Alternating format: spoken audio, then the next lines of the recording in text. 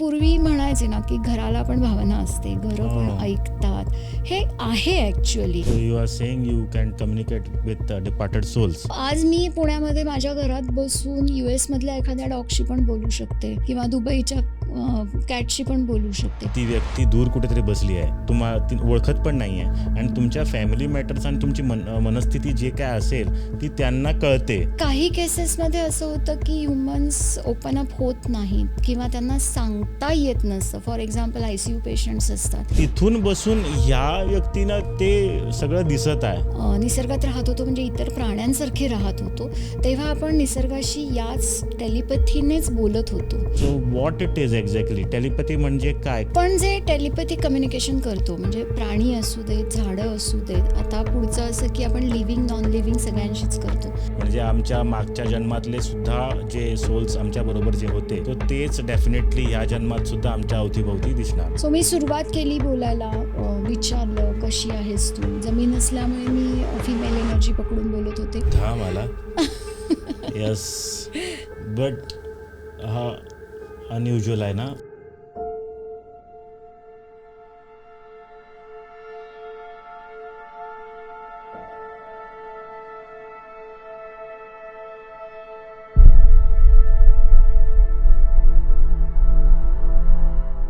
मजा येते ऐकून एकदम. आणखीन भरपूर काही ऐकावं असं हो आणि म्हणजे ऐकायला आवडेल आम्हाला. बट तुम्ही जेव्हा म्हणता की हे डिपार्टेड सोल झाला, डेफिनेटली बाहेर पडलेला आत्मा असं. सो डिपार्टेड सोल झाला. दुसरा पुढचा प्रश्न करायच्या अगोदर मी तुम्हाला असं विचारेन की ही एक्झॅक्टली टेलिपॅथी ॲनिमल कम्युनिकेशन आतापर्यंत आमचं लिमिटेड होतं ॲनिमलशी बोलणं. जेव्हा तुम्ही ते डिपार्टेड सोल्स म्हटलं त्यावेळी माझ्या डोक्यात काहीतरी वेगळं येतंय. बोला. So what it is exactly telepathy म्हणजे काय, कुणाशी बोलायला पॉसिबल आहे? आपण जे टेलिपॅथी कम्युनिकेशन करतो म्हणजे प्राणी असू देत, झाडं असू देत, आता पुढचं असं की आपण लिव्हिंग नॉन लिव्हिंग सगळ्यांशीच करतो. सो बेसिकली लिव्हिंगच्या बाबतीत जेव्हा आपण म्हणतो तेव्हा आपण त्या सोल एनर्जीशी, त्यातल्या एनर्जीशी बोलत असतो. नॉन लिव्हिंग थिंग्सच्या बाबतीत सुद्धा त्याच्यात एक एनर्जी असते, त्या एनर्जी बरोबर आपण बोलत असतो. सो कव्हर काय आहे प्राण्याचं, कव्हर इन द सेन्स त्याची बॉडी काय आहे, याने काही फरक पडत नाही. आपण डिरेक्टली त्या सोल एनर्जी बरोबर बोलतो. मग सोल एनर्जी कुठे आहे याने काहीच फरक पडत नाही, whether it is in body or outside the body. त्यामुळे डिपार्टेड सोल बरोबर पण बोलता येतं, असं आहे. आता तुम्ही नॉन लिव्हिंग थिंग्स पण म्हटलं. हो, नॉन लिव्हिंग थिंग्सच्या पण केसेस आपण करतो. म्हणजे त्याच्यात सुद्धा त्या एनर्जीची, त्या फ्रिक्वेन्सीशी मॅच करून आपण बोललो तर तेही गोष्ट म्हणजे ती काय जो ऑब्जेक्ट असेल ते सुद्धा आपल्याला त्यांचे मेसेजेस देतात. म्हणजे पूर्वी म्हणायचे ना की घराला पण भावना असते, घरं पण ऐकतात. हे आहे ॲक्च्युअली. म्हणजे हे जुन्या लोकांना चांगलं माहिती होतं असं मी म्हणेन. आता आपण 4 भिंती, एक घर, एक शेड, इतकंच त्याला जर व्हॅल्यू दिली तर आपल्याला ते कळत नाही. पण हे घडतं ॲक्च्युअली. घरातल्या वस्तूंना पण सगळं समजत असतं. If I put it this way, म्हणजे जसं तुम्ही म्हटलं की प्रत्येक वस्तूला पण एनर्जी असते डेफिनेटली. हा प्रत्येक वी आर ऑल्सो म्हणजे आम्ही फॉर्म झालो आहे ते ॲटम्समुळेच. अणू, बरोबर, बारक्यातला बारीक जो हे आहे ते अणू आहे. तसंच हे नॉन लिव्हिंग थिंग्स म्हणूया, जे मेज असेल, जे काय असेल, घर असेल, ते पण अणूपासूनच. सो डेफिनेटली त्यांचा पण ऑरा आहे. आय कॅन को रिलेट. आमचा जसा ऑरा असतो त्यांचा पण ऑरा असतो. करेक्ट. म्हणजे तुम्ही आता कुणाशीही बोलू शकता. हां, कुणाशीही, कारण ॲटम नाही असं काहीच नाही ना. मग ॲटम आहे तिथे त्याचे व्हायब्रेशन्स आहेत, त्याला फ्रिक्वेन्सी आहे आणि त्या फ्रिक्वेन्सीबरोबर आपण बोलूच शकतो. सो असं काहीच शिल्लक राहत नाही. माझे मेंटॉर कायम शब्द वापरतात की अंडर द सन एव्हरीथिंग, हा जो कन्सेप्ट आहे. मग under the sun everything is everything, म्हणजे काहीच शिल्लक राहत नाही. सो तुम्ही एका छोट्या मुंगीशी बोला ॲज अ लिव्हिंग थिंग, एका छोट्या मातीच्या कणाशी बोला, that is a non living thing, किंवा मोठ्या गोष्टींशी बोला, डोंगरांशी बोला, सगळंच पॉसिबल आहे. सगळंच पॉसिबल आहे. सो आता आम्ही झाडाकडे बोलणं, जनावराकडे बोलणं, आता आम्ही जे बोलतोय ते मातीशी बोलणं किंवा घराशी बोलणं, हे प्रकार चालू झाले आता. म्हणजे हे टेलिपॅथिक ते एकदम घमासान चालू आहे. हां, सगळंच बोलता येतं म्हणजे ह्याच्यामध्ये. आणि ह्याच्यात ह्युमन पण आला, म्हणजे ह्युमनला वेगळं ठेवूच नका शेवटी, कारण मग ह्युमन सोल्स पण आले त्याच्यामध्ये, असं पण झालं. म्हणजे अंडर द सन एव्हरीथिंग म्हणजे सगळंच आलं ना, आपण सगळेच आलो त्याच्यामध्ये असं.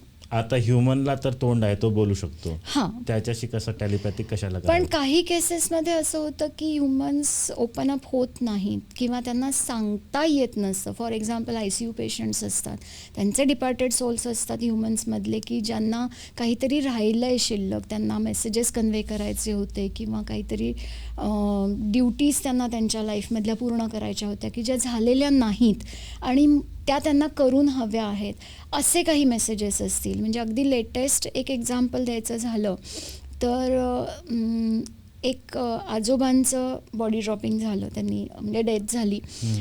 तेव्हा त्यांच्या नातीने मला अप्रोच केला होता की काकू तुम्ही बोलाल का, त्यांना काय सांगायचं आहे का.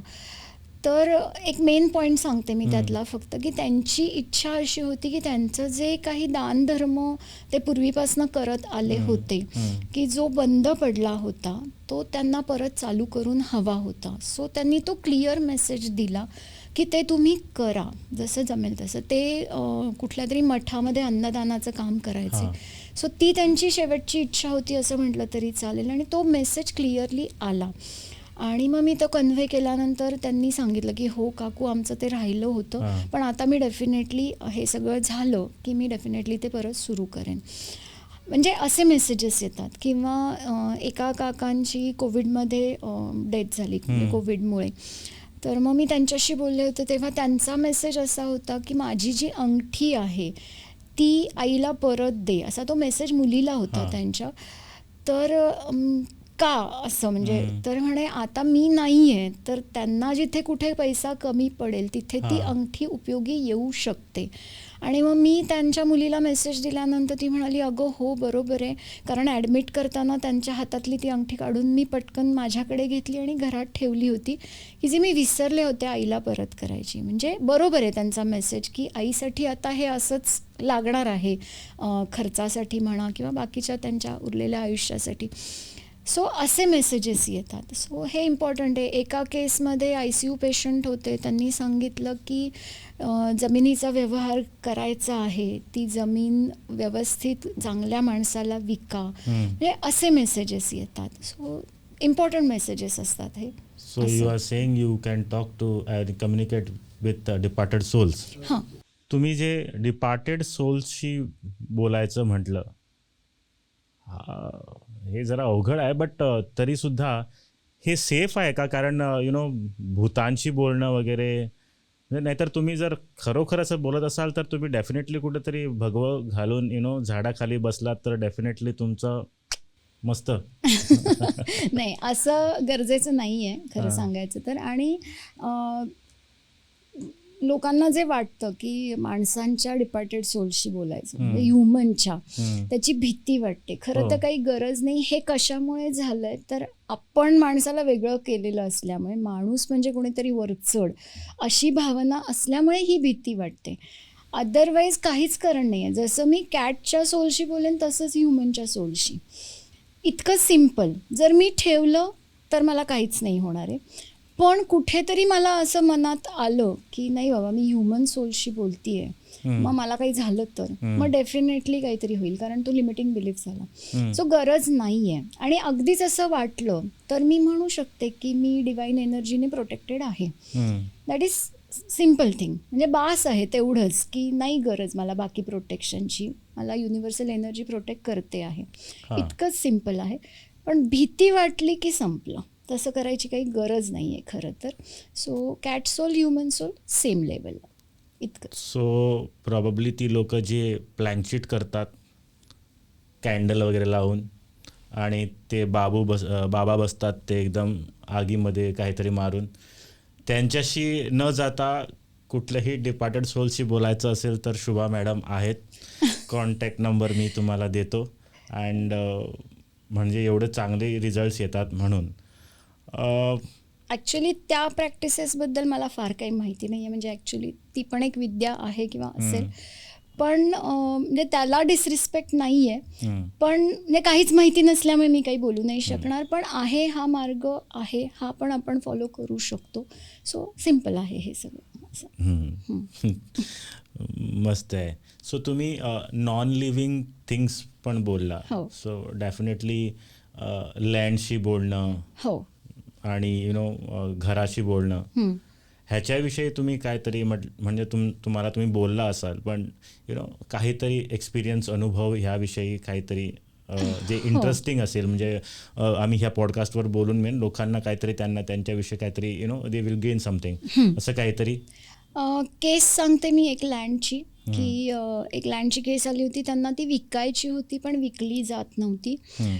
सो मी त्या लँडशी बोलले. आता लँड कम्युनिकेशनसुद्धा सेम असंच असतं, आपण त्या एनर्जीशीच बोलणार आहे, म्हणजे डिफरन्शिएट करायलाच नको आहे. So same as animal souls किंवा ह्युमन सोल्स, सगळं त्याच्याप्रमाणेच. सो मी सुरुवात केली बोलायला, विचारलं कशी आहेस तू. जमीन असल्यामुळे मी फिमेल एनर्जी पकडून बोलत होते. आणि मी सांगितलं की तुझ्या ह्युमनला ते विकायचं आहे, तर विकलं जात नाही आहे, मग त्याच्या मागची कारणं काय आहेत हे कळेल का. असं सांगितल्यानंतर एकदम गणपती आला माझ्यासमोर, म्हणजे आपली जी देवता आहे ते असं समोर आलं. मग मी विचारलं, तर त्याच्यानंतर मला पाणी दिसलं, म्हणजे जमिनीमध्ये आतमध्ये पण आणि बाहेर खूप सारं पाणी दिसलं. आणि मी म्हटलं हे काय आहे, तर तिथे गणपती विसर्जन व्हायचं त्या जागी. मग मी जेव्हा ह्युमनला सांगितलं, तर तेव्हा त्यांनी सांगितलं की बरोबर आहे, कारण ही जी जागा आहे ती सखल भागात आहे. आणि पूर्वी, म्हणजे काही वर्षांपूर्वी, अगदी 50 वगैरे वर्ष असतील, तेव्हा त्या सखल भागात पावसाळ्याचं पाणी साठायचं, की जेव्हा गणपती आपले जे असतात ते त्या दरम्यानच ते पाणी साठलेलं असायचं. आणि आजूबाजूची लोक बरोबर तिथे येऊन गणपती विसर्जन करायची. तर मी म्हटलं याच्यामुळे ती विकली जात नाही आहे का, तर मग त्याला उपाय काय. तर त्यांनी सिम्पल उपाय मला सांगितले, की एक गणपतीची पूजा करा आणि दुसरं एक नारळ फक्त त्या जागेमध्ये फोडा, इतकीच सिम्पल. आणि त्यांचे काही डील्स अडकले होते, म्हणजे ते अशी सिच्युएशन यायची की कोणीतरी यायचं, बिल्डर असेल म्हणा किंवा कोणीतरी खरेदी करायला यायचं, आणि सगळी बोलणी व्हायची आणि ॲक्च्युअल ॲडव्हान्स द्यायच्या वेळेला ते कट व्हायचं. मग नेक्स्ट जेव्हा हे सगळं त्यांनी केलं, त्यांना जे काही रेमेडीज दिल्या होत्या ते सगळ्या केल्यानंतर त्यांचा तो व्यवहार झाला, ती जमीन विकली गेली. सो अशा गोष्टी त्या लँडच्या बाबतीमध्ये घडत असतात. आणि आत्ता मी रिसेंटली एक केली, आय थिंक पंढरपूरमधली केस होती. तर तिथे काहीतरी एक कॉरिडॉर करायचा चालला आहे, आणि त्या कॉरिडॉरमध्ये त्या घराची जागा जाईल अशी त्यांना भीती वाटत होती. तर मग त्यांनी मला विचारलं की काय होईल, कारण आम्ही अगदी रिसेंटली काहीतरी 2 वर्षातच ते घर नवीन बांधलेलं आहे, आणि जर ती जागा गेली तर एवढं कष्ट घेतलेले आहेत ते वाया जातील.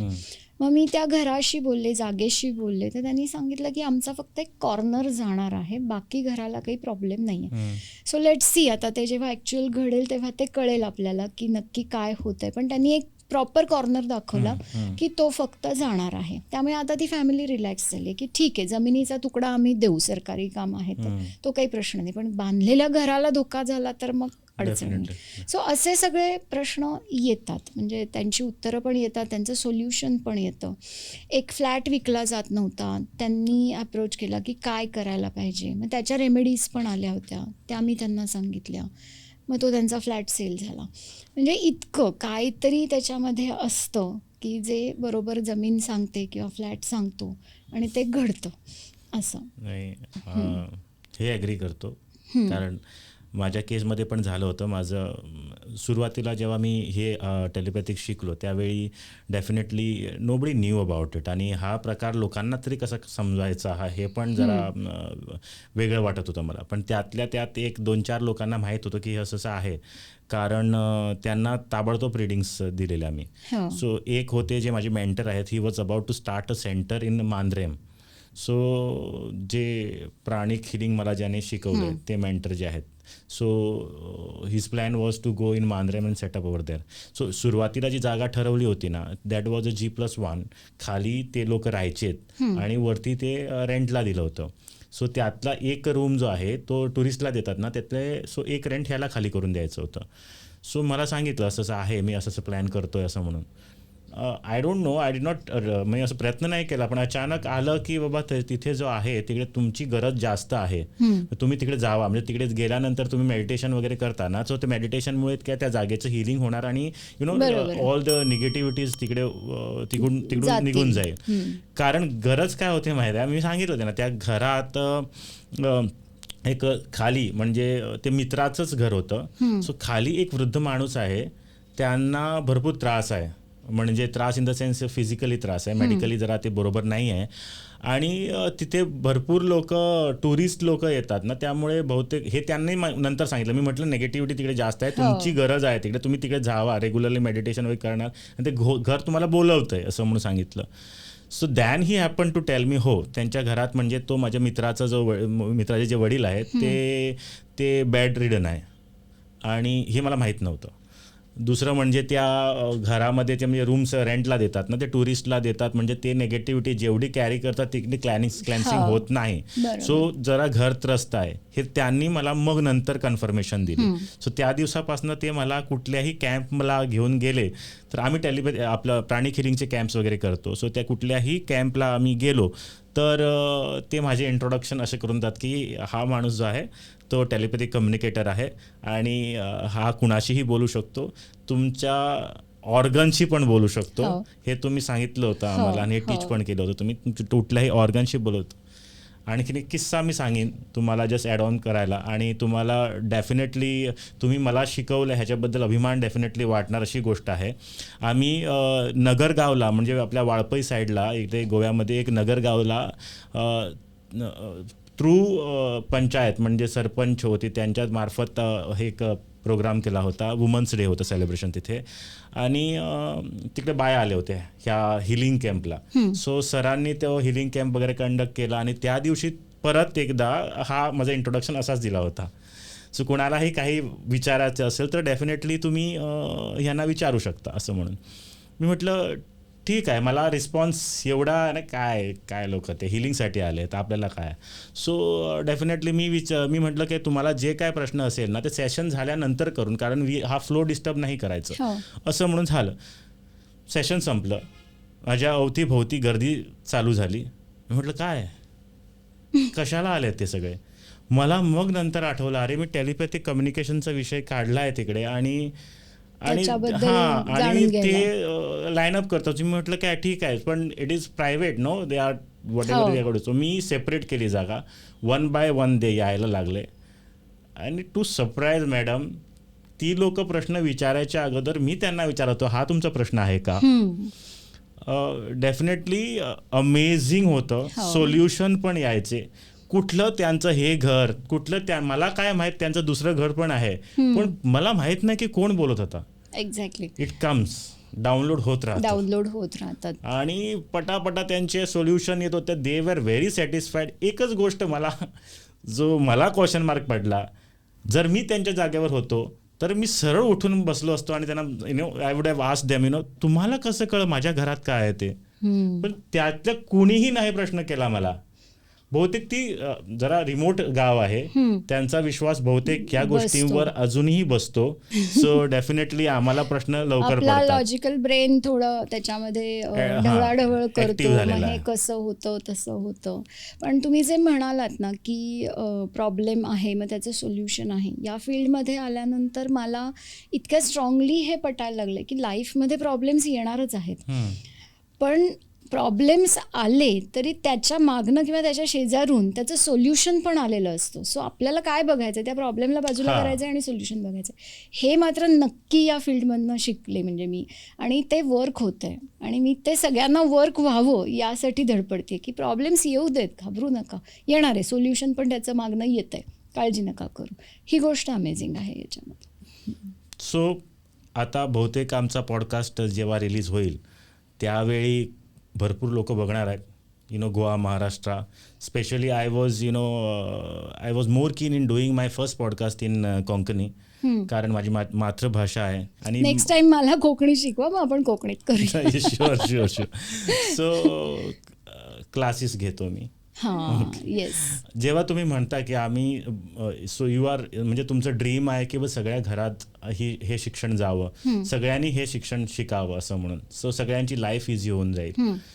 पण ह्याच्यासाठी काहीतरी प्री रिक्विजिट्स वगैरे आहे का, म्हणजे काहीतरी म्हणजे वय, एज लिमिट म्हणजे किंवा आणि कसल्या तरी क्रायटेरिया किंवा प्री रिक्विजिट्स आहेत का हे हा कोर्स शिकण्यामागे? तसं ॲक्च्युली नाही, म्हणजे प्री रिक्विजिट तर काही नाही, वयाची अट पण काही नाही. म्हणजे आपण जे काही वर्कशॉप्स केलेले आहेत त्याच्यातलं 7 वर्षाचा एक मुलगा होता आपल्याकडे, आणि हायेस्ट म्हणजे 65 का 70 वर्ष वयाच्या काकू पण होत्या. सो याला वयाचं तर बंधन काहीच नाही. आणि मी मगाशी म्हटलं तसं की आपण नव्याने काही शिकत नाही, तर आपल्यातली जी ॲबिलिटी आहे ती फक्त पुन्हा वापरण्यासारखी करतो, म्हणजे आपण हे शिकतो एवढंच. म्हणजे नवीन काही शिकत नाही आहे, त्यामुळे वयाची अट नाही. आणि ते सुद्धा एका एजनंतर का, तर आपले काही कन्सेप्ट जे आपण तिथे डिस्कस करतो ते लहान मुलांपर्यंत जातात, पण त्यांचं फक्त हे असं असतं की नाही मला फक्त मांजराशी बोलायचं आहे, मला डॉगशी बोलायचं आहे. सो काही डिस्कशन्स त्यांच्यापर्यंत नाही होऊ शकत, इतकंच. त्यांना इंटरेस्ट नसेल, त्यांना फक्त कम्युनिकेशनमध्ये इंटरेस्ट असेल. अदरवाईज अगदी न्यूबॉर्न बेबीजसुद्धा टेलिपॅथिक कम्युनिकेशन करतात आणि खूप चांगल्या पद्धतीने करतात. आणि आई आणि नवीन बाळाचं जे कम्युनिकेशन होतं that is a best example of telepathy. आईला बरोबर कळत असतं की माझ्या बाळाला काय हवं आहे, किंवा त्याला आता भूक लागली आहे का, किंवा त्याला काहीतरी होतं आहे, पोटात दुखतं आहे का, हे आईला सेन्स बरोबर होत असतं. So this is the best example of telepathy.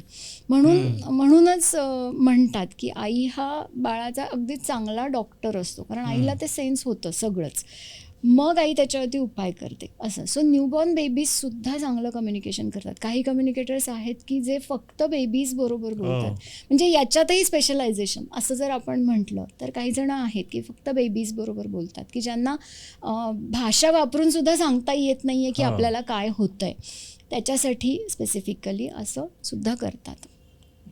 So no pre requisite काहीच नाही असं.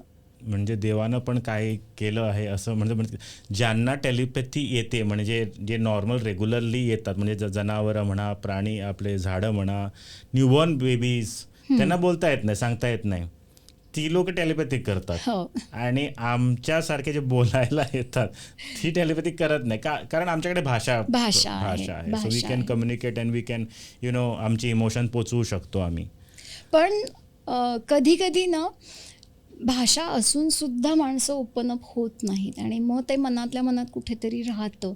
तिथे सुद्धा याचा वापर करता येऊ शकतो की मुलाच्या मनात काय आहे, कशामुळे त्याला मानसिक त्रास होत आहे, असं जर असेल तर एक्झॅक्टली काय प्रॉब्लेम आहे याच्यासाठी सुद्धा आपण ते वापरू शकतो. आणि हा मोठा उपयोग आहे असं म्हणूया आपण, की त्याला त्याच्या काय म्हणतो प्रॉब्लेममधनं, मानसिक प्रॉब्लेममधनं बाहेर काढण्यासाठी आपण जर हे वापरलं तर त्याचं लाईफ. हां, कारण आजकाल आपण बघतो यंग अगदी 22शीतली लोक, म्हणजे मुलं किंवा 25शीतली मुलं, त्यांना काही प्रॉब्लेम्स येतात, ते ओपन अप होत नाहीत, कोणाला सांगायचं, मग ते चुकीच्या मार्गालाही जाण्याचे चान्सेस असतात, किंवा एकदम डिप्रेशनमध्ये जातात. मग एक्झॅक्टली काय घडलंय की जे सांगू शकत नाही आहेत, याच्यासाठी सुद्धा ह्याची मदत घेता येऊ शकते, किंवा काय इम्पॅक्ट झाला आहे आजूबाजूच्या गोष्टींचा हे सुद्धा कळतं त्याच्यातनं. एक किस्सा झाला असा, दिस वॉज माझ्या कॉलेजची मैत्रीण, आणि 2 वर्ष झाली आमच्या गावात राहते. कॉलेजच्या नंतर आमची भेट नाही झाली होती.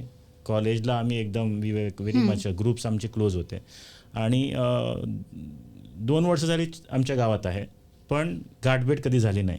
त्या दिवशी अचानक झाली गाठभेट, कुठला तरी विषय निघाला, आणि तिने मला सांगितलं की माझ्या भावाचं अमुक तो आहे ना, तो माझा भाव आहे, आणि मी त्याला बघत होतो की संध्याकाळच्या वेळेला तो एकदम टल्ली व्हायचा, भरपूर प्यायचा असं म्हणून, आणि दिवसाला बघितलं तर एकदम मस्त माणूस असा. म्हटलं तो तर असं आहे, आणि म्हणजे ही व्यक्ती तर यांची फॅमिली वगैरे सगळी व्यवस्थित आहे. सो म्हटलं तिनंच म्हटलं की ना रात्रीचा पितो ना, सो मला ऑकवर्ड वाटत होतं ते. पण मी म्हटलं तुला ह्या प्रश्नाचं उत्तर पाहिजे का असं म्हणून, का होतं आहे हे म्हणून. सो तिला इंटरेस्ट आला. सो तिनं म्हटलं की बाबा तू सांगू शकतोस काही. म्हटलं ठीक आहे. मी संध्याकाळी माझा परफेक्ट एक पर्टिक्युलर टाईम असतो, त्याच टाईममध्ये मी ते बसतो. सो मी when I was doing that telepathic, so मी तिला फोन केला. अजून काही प्रश्न असेल तर सांग, मी सगळं मग तुला एकदमच सांगतो. सो फोन झाला आणि मी तिला पटपट सांगितलं काय काय प्रॉब्लेम होते ते. सो टू अ सरप्राईज ती म्हणाली एकदम परफेक्ट आहे. आणि तिनं मला त्याच्याबद्दल काहीच नाही सांगितलं होतं. सो जे काय होतं, कारण त्या माणसाला तो काहीतरी धक्का बसलेला होता की माझ्या फॅमिलीनं मला कधीच सपोर्ट नाही केला. म्हणजे मला ज्याच्याकडे लग्न व्हायचं होतं तिथं पण प्रॉब्लेम्स आलेत. मग मला कुठेतरी काहीतरी व्यवसाय चालू करायचा होता, तिथं पण या लोकांनी सपोर्ट नाही केला. आता मी रिव्हेंज घेणार आहे. आता मी लग्न पण करणार नाही. आता प्रॉब्ली ही इज 45+, तर लग्न करायची तयारी दाखवत नाही आहे आणि दररोज रात्री पितो. So he is taking that revenge. So तिने पण हे ॲक्च्युली एक्सेप्ट केलं. So there I happen to communicate with his soul, और त्यांच्या घराशी बोलून हा प्रकार डेफिनेटली ह्याचा फायदा होतो. कारण त्या लोकांना पण डेफिनेटली माहीत नसणार की ह्या ॲक्च्युली रिझन्स काय आहेत ते. पण ते लाईटली घेतात. रिझन माहीत असतं त्यांना की बाबा हा इकडे, पण it is that particular reason because of that he is behaving that way. How much it is impacted ते इम्पॉर्टंट आहे. म्हणजे ते कळत नाही मे बी फॅमिलीला, असं म्हणता येईल आपल्याला. येस. सो एक्सपिरियन्सेस चांगले आहेत, मजा येते डेफिनेटली. आणि पीपल आर अप्रोचिंग, लोक समोरून येत आहेत माझा हा प्रॉब्लेम आहे असं म्हणून. आतापर्यंत ते लिमिटेड आहे. अननोन जे कोणी लोक असेल ते लोक येतात आणि ते लोक विचारतात. बट एक संतुष्टी मनाची असते. मी as of now I have not started at the professional level, म्हणजे पैसे घेऊन आपण करत नाही. पण तरीसुद्धा एक सॅटिस्फॅक्शन, हे जरा मनातलं सॅटिस्फॅक्शन जे आहे, I consider it is very important आणि ते सर्वोच्च आहे. बरोबर. तुमच्या क्लॅन ग्रुपमधल्या कविता मॅडम, हो, त्यांचं आडनाव कविता नवरे, म्हणजे ती Kavita Navare madam, she is an amazing. हो, तिच्या पण केसेस मस्त. म्हणजे I would like to tell my audience, कुठल्या तरी गावात she is sitting somewhere else आणि कुठल्या तरी वेगळ्या गावात कुणाचा तरी कुत्रा हरवतो. This female she sends a GPS location, मॅपवरनं GPS पाठवते, ह्या ठिकाणी तो आहे, लाल गाडी आहे, त्याच्या खाली बसलेला आहे. And when this people, when pet parents जेव्हा तिकडे पोचतात, तो ॲक्च्युली त्या कारच्या खाली नव्हता, पण कारच्या बाजूला होता, लाल गाडी होती, GPS लोकेशन एक्झॅक्ट लोकेशनवर होतं. हे एवढं डिटेलमध्ये आय वॉज सरप्राईज्ड की असं कसं होऊ शकतं. म्हणजे एकदम पर्टिक्युलरली ती लाल गाडी दाखवतो, तो कुत्रा तिथेच बसलेला असतो. घडतं हे कारण त्या कुत्र्याला परत यायचं आहे आणि तो मदत मागतोय, त्यामुळे त्याने ते लोकेशन्स दाखवले आणि तिथे ह्युमन गेल्यानंतर त्याला तो दिसला. याच्यात आता लॉस्ट केस पर्टिक्युलरली ह्याच्यामध्ये जे डिस्कस झालेलं आहे ती लॉस्ट केस आहे. सो लॉस्ट केसमध्ये दोन्ही ऑप्शन्स असतात की प्राण्याला परत यायचं आहे किंवा प्राणी म्हणतो की नाही, आता मला परत यायचं नाही आहे. सो या केसमध्ये त्याला परत यायचं होतं, त्याने मदत मागितली, त्याने लोकेशन्स दाखवले आणि मग तो ह्युमनला सापडला. सो हे पॉसिबल आहे, अगदी पॉसिबल आहे. आणि सेम असंच आपण लॉस्ट ऑब्जेक्टसाठी पण करू शकतो. म्हणजे नॉन लिव्हिंगमधले जसं दागिने हरवलेले असतात, लॅपटॉप हरवतात, बॅगा हरवतात. सो याच्यासाठी पण आपण हे करू शकतो. म्हणजे आपल्या ग्रुपमध्ये आता तुम्हाला माहिती आहे की लॉस्ट ऑब्जेक्टच्या केसेस पण येतात. मी पण दागिन्यांच्या केसेस केलेल्या आहेत की ते सुद्धा त्यांची जागा दाखवतात. म्हणजे एक एक्झाम्पल द्यायचं झालं तर 7 तोळे सोन्याचे दागिने ते सापडत नव्हते. मग त्यांनी मला सांगितलं की काय वर्णन करता येईल का आजूबाजूचं. मग ते एका पाऊचमध्ये होते आणि बाजूला सगळा काळोख, पण त्यांनी मला सांगितलं होतं की कॉर्नर आहे, खिडकी आहे, बाजूला बाहेर झाडं आहेत आणि अशा ठिकाणी मी अंधारात आहे. सो मी त्यांना ते वर्णन सांगितलं आणि त्यांचं असं होत होतं की थोडं त्यांच्या कामवालीवरती असं डाऊट की होता. कोणी चोरलेत की काय. पण मी जेव्हा ऑब्जेक्टला त्या विचारलं, म्हणजे दागिन्यांना विचारलं, तेव्हा त्यांनी मला ठामपणे सांगितलं की हा संशय चुकीचा आहे, तुम्ही अजिबात त्यांच्यावरती संशय घेऊ नका, मी आहे, मी यांच्याच अखत्यारीत आहे, सो असं काही तुम्ही करू नका. मग जेव्हा त्यांना परत मी सांगितलं की अशीच जागा शोधा, मग त्या बँकेमध्ये गेल्या. बँकेला जे लॉकर होते त्याची सिच्युएशन तशीच होती की कॉर्नरला त्यांचा लॉकर, त्याच्या शेजारी खिडकी आणि खिडकीच्या बाहेर झाडं आणि ते पाऊचमध्ये. सो ते सापडले, म्हणजे लॉकरमध्येच होते. लॉकरमध्येच यांना होते. आठवत नव्हतं, म्हणजे त्या गावाला जाणार होत्या, त्यांना असं वाटत होतं की मी घरातच कुठेतरी ठेवलंय, आणि मी जे वर्णन केलं ते त्यांच्या बेडरूमला पण मॅच होत होतं, त्यामुळे त्या कन्फ्यूज होत्या. आणि त्यांना ठाम विश्वास होता की मी इथे ठेवलेलं नाही, मी दुसरीकडे ठेवलंय, आणि तिथनं ते गायब झालेत. सो असंही होतं, म्हणजे बऱ्याचदा ह्युमनला ते पटायलाही थोडासा वेळ लागतो, पण ॲट द एंड ते त्यांना पटतं, त्यांना ते सापडतं. तर काही केसमध्ये ते सापडतही नाही. मग त्याच्यातनं असं, म्हणजे एक चेन होती सोन्याची जी हरवली, त्यांनी मला क्लिअर कट सांगितलं की ते गेलेलं आहे घरातनं, आणि त्याचा फॉर्मॅट पण चेंज झाला आहे, म्हणजे त्याला मेल्ट करून दुसऱ्या दागिन्यांमध्ये बनवलेलं आहे. सो मी काही परत येणार नाही आहे. त्याच्या मागचे काही पर्सनल होते मेसेजेस, ते पण मी त्यांना दिले. म्हणजे असं पण होतं. मग ते म्हणतात की नाही, आमचा प्रवास एकत्र इथपर्यंतच होता, त्यामुळे मी आता घरातनं बाहेर पडलेलो आहे. असं कधी कधी असंही म्हणतात की तुम्ही जे लोकांसाठी करायला पाहिजे ते तुम्ही केलेलं नाही आहे, सो या मार्गाने आता तुमचा जो पैसा आहे म्हणा, किंवा जे काही तुमचे डोनेशन्सचा प्रकार आहे, हा या मार्गाने बाहेर गेलेला आहे, आणि ज्यांच्यापर्यंत पोचायला पाहिजे त्यांच्यापर्यंत पोचलेला आहे, सो मी परत नाही येणार आहे. मग ते ॲक्सेप्टन्स पाहिजे तिथे, की ते त्यांनी मान्य करायला पाहिजे की असं आहे. सो असे प्रकार होत असतात, म्हणजे जसे लॉस्ट ॲनिमल्स असतात तसे लॉस्ट ऑब्जेक्ट्स पण असतात. सो सोल कॉन्ट्रॅक्ट जे म्हणतो आपण, जे हरवतात, लॉस केसेस वगैरे आहेत, थोडी पेट्स येतात पण थोडी नाही म्हणतात. म्हणजे ते म्हणतात की आपला प्रवास इथपर्यंतच होता, माझा जो तुमच्या लाईफमध्ये येण्याचा पर्पज होता तो पूर्ण झालेला आहे, आणि त्यामुळे आता मी पुढच्या प्रवासाला जातो. म्हणजे मग दुसरा कुठे कॉन्ट्रॅक्ट असेल त्यांचा, दुसऱ्या फॅमिलीबरोबर असेल किंवा फ्री असेल, त्यांना राहायचं असेल तर तसंही ते जातात, कारण ते एक लाईफ पर्पज घेऊनच आपल्याबरोबर येतात, आणि त्यांना माहिती असतं की किती काळ आपण या फॅमिलीबरोबर राहणार आहोत. बऱ्याचदा असं होतं की तो पिरियड त्यांचा संपतो, मग ते बॉडीही ड्रॉप करतात, कधी कधी ते बाहेर जाऊन बॉडी ड्रॉप करतात, म्हणून ते लॉस्ट असतात. सो त्याच्यामध्ये बरेच अँगल आहेत की जे आपण सगळं बघतो, हे म्हणजे एक्सप्लोअर करताना हे सगळं आपण बघतो. हो, सोल कॉन्ट्रॅक्ट विषयी डेफिनेटली हे प्रॉपर आहे, कारण आपण पण जेव्हावेळी माणूस जेव्हा येतो त्यावेळी सोल फॅमिलीज कॅरी करून येतो. म्हणजे आमच्या मागच्या जन्मातले सुद्धा जे सोल्स आमच्या बरोबर जे होते, सो तेच डेफिनेटली ह्या जन्मात सुद्धा आमच्या अवतीभोवती दिसणार किंवा आमच्या फॅमिलीमध्ये दिसणार. असं फॅमिलीमध्येच असतात असं नाही, अवतीभोवती जे असतात, जे रेग्युलरली आपल्याला दिसतात, मग नॉट नेसेसरीली चांगल्या रिलेशन्समध्ये पाहिजेत. काही वेळा असंही होतं की ज्यांचं तोंड सुद्धा बघायला आवडत नाही, पण अशी पण लोक अवतीभोवती आहेत, आणि जे कायम कॉन्टॅक्टमध्ये असतात, का तर ते एका ग्रुपमधले आहेत, सोल ग्रुपमधले आहेत, असंही होऊ शकतं. सो हा प्रकार आहेच, म्हणजे त्यामुळे ते कॅरी होतं प्रत्येक ह्याच्यामध्ये. असं आणखीन एक गोष्ट आठवली, जेव्हा तुम्ही ऑर्नामेंट्स किंवा वस्तूविषयी सांगितलं त्यावेळी, परवाचीच गोष्ट आहे. माझा मित्र तुमचा स्टुडंट आहे, सुदेश जलमी.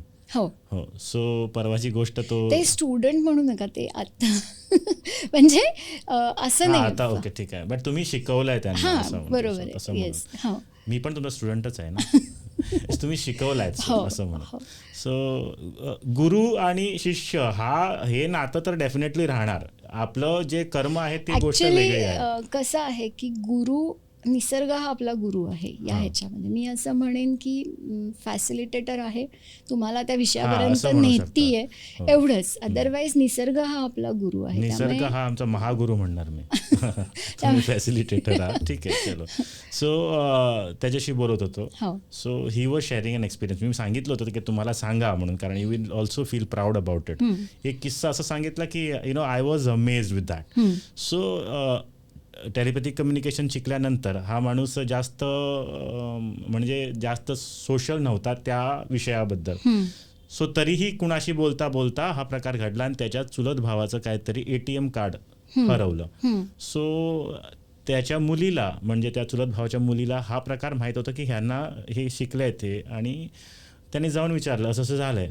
सो ह्याने पट करून डोळे बंद केले आणि काहीतरी हे केलं, कनेक्शन झालं आणि सरळ बघतोय की मला सांगितलं त्याने की सरळ बघतोय, सांगतोय की ATM कार्ड तिकडेच तो विसरून आलेला आहे. त्याच्या मागनं जो आलेला माणूस त्याने ते ATM कार्ड काढलं, वरती ठेवलं, आपलं काम केलं आणि बाहेर निघत होता.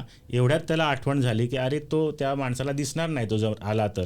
सो त्याने परत त्या मशीनमध्ये घातलं आणि तो गेला. आणि फॉर व्हॅलिडेशन आता हा आणखी त्याच्याकडे पर्याय नव्हता. So he went there and he found that in the same place. I said wow, हा तर एकदम ग्रँड सल्यूट म्हटलं. कारण मी त्याला सांगितलं हा तुझा फोर्टे असू शकतो, कारण लॉस्ट बद्दल आणि वस्तूशी तो आपल्या बाईकशी एकदम प्रॉपर बोलतो. माझा प्रॉबब्ली हा लॉस्ट जे थिंग्स आहे ना तिथे जास्त हे होत नाही, कारण I don't know my census.